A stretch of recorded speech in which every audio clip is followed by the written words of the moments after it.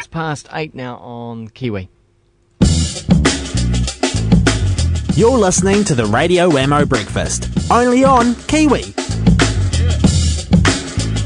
Well, just yesterday, a report was released, a study based on data obtained to June 2009 that reveals that cyber criminals are employing increasingly persuasive online scare tactics to convince users to purchase rogue security software. That is scareware, another term for it, software that pretends to be legitimate security software. And these rogue applications provide little or no value to the actual end user. In fact, they cause a lot more problems than they actually solve. In fact, they probably don't solve any problems. To talk with us more about this is Craig Scroggie, who is the Managing Director of Symantec Australia New Zealand, on the line this morning. Good morning, Craig. Good morning, Glenn. Golly gosh, I'm sure I've seen some of these pop-ups come up before. Something that comes up on a website that says, hey, hang on, your system has been breached. You need to download this piece of software to sort it out. It's happening more and more, Glenn, because obviously cyber criminals are able to net millions of dollars from this fraud, and ultimately that ends up becoming identity theft as well. So these look like legitimate antivirus software packages, and it pops up on your screen and it says, we believe your machine is infected, click here. And when you click there, you download a piece of software, but it's actually not software that's going to help you. It's software that's going to infect your machine.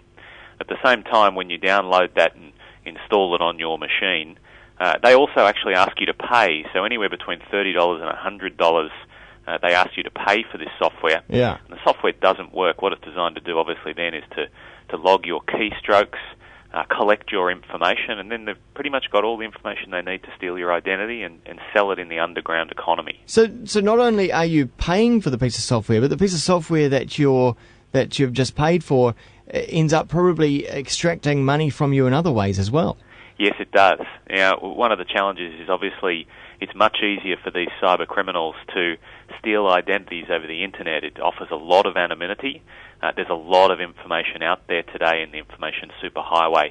And for businesses, a lot of the time they don't realise that the information they have on their clients, the information that they hold in relation to their day-to-day business is very, very valuable to these cyber criminals, and it can be bought and sold in this underground economy. Credit cards can be bought for anything as little as 5 cents, and bank accounts with thousands or tens of thousands of dollars are being traded online every day. I mean, to me, these ads seem pretty obvious when you see them come up on a website. But I mean, what are the stats saying about how many people are actually clicking on these ads and downloading these softwares? Look, what we know, Glenn, is obviously these things do look very, very legitimate. It's hard for people to be able to tell the difference between a pop-up that says antivirus 2009 and a legitimate pop-up that would come from either Microsoft itself, if you're using the Microsoft operating system, or from another provider who is legitimately providing you with security software. Now, when people see that, this really tends to prey on the panic, and that is that, wow, I didn't know that my machine was infected. I need to take some sort of action really quickly. And cyber criminals are earning as much as $25,000 a week. That's 4 times the salary of the Prime Minister in New Zealand. Yeah. And that's a shocking statistic to think that fraud is going on in the New Zealand economy. Sounds like easy money as well. It is easy money. The internet offers a lot of anonymity. Now, we've seen more than 250 different versions of these fake programs being sold, and they're sold on more than 200,000 websites across the world. Huh. So it's a pretty big problem, and it continues to get larger. So people need to take great care, obviously, when they see these pop-ups on their machines, or they're asked to install or download any type of file from the internet. Do you think it preys on the guilt that some people might have that they haven't protected their machine, and then they know in the back of their mind that they're almost running naked on the internet out there? Look, that's a great point, Glenn, because only a third of the community tend to actually install legitimate antivirus software to protect themselves. So a lot of people are working on the internet every day, but they're not protected. In the back of their mind, they know they don't have protection, and when something like that happens, they can panic, and they think that they need to take action really quickly, obviously, to protect their information.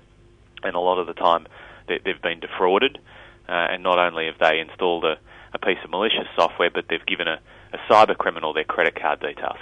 And I guess they feel, once they know that this has happened, I suppose you'd feel kind of a little bit foolish, wouldn't you? You'd feel a little bit ashamed, perhaps. Look, any time you defrauded, I don't think it's a great experience. We know whether it's in real life or on the internet, the challenge is the same. It's a lot harder to obviously get your identity back, or to cancel all the credit cards or anything that's anytime something's stolen from you. It creates a lot of personal issues for us. But there are very, very simple ways people can obviously protect themselves against these things. Do tell us, because what what are the simplest ways in order to make sure that this doesn't happen to you? Look, the idea here is that we just need to apply common sense. Most simply, first of all, if you're working on the internet, ensuring that you have an antivirus, a legitimate antivirus software package, is going to go a long way towards protecting yourself. Now, we recommend the Internet Security Suite from Norton, Norton 2010. That Norton software for consumers ensures that they can shop online, enjoy the best the internet has to offer them. But if they accidentally get directed to an illegitimate phishing website where they would be at risk, that software will advise them that they've come across an illegitimate website and that they should be cautious and not download content from that. And the same goes with protecting us from files that get sent to us in email. More than 90% of email is spam today, and in that spam is messages and links that are asking you to click on that link and follow that link to a special offer, or download a photo, or see something. And a lot of the time they're asking you to try and download a file that has malicious software designed to steal your identity.